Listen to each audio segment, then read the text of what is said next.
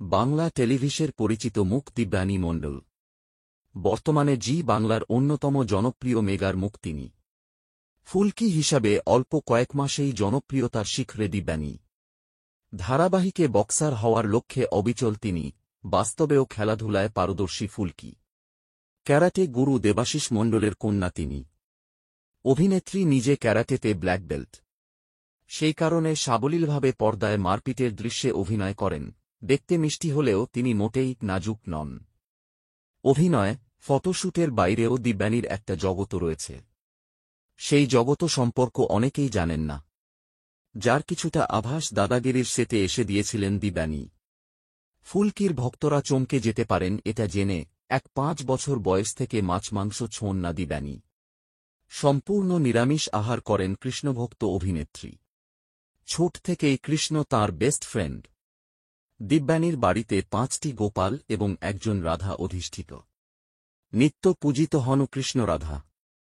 বাড়ি থেকে কলকাতা আসবার সময় কৃষ্ণ ও রাধার কাঠের মূর্তি সঙ্গে এনেছেন দিব্যানী। সবসময় তাঁদের নিজের কাছে রাখেন তিনি। কৃষ্ণের প্রতি তাঁর ভক্তি চোখে না দেখলে নয়। তাহলে কি কৃষ্ণের টানে অভিনয় কেরিয়ারে ইতি টানতে পারেন তিনি? গ্ল্যামার জগতে এমন উদাহরণের শেষ নেই। জাইরা ওয়াসিম মাত্র ৯ বছর বয়সেই বলিউডকে বিদায় জানান। আমিরের দঙ্গল কন্যা ধর্মের টানেই অভিনয় ছাড়েন। অভিনেত্রী নূপুর অলঙ্কারও ধর্মের কারণেই সন্ন্যাস গ্রহণ করেছেন।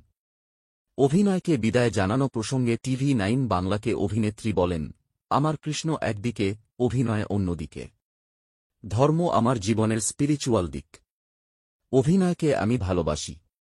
ওটা আমার প্যাশন। আমি কৃষ্ণের ভক্ত বলেই হয়তো অভিনয়কে সঙ্গে নিয়ে এগোতে পারব।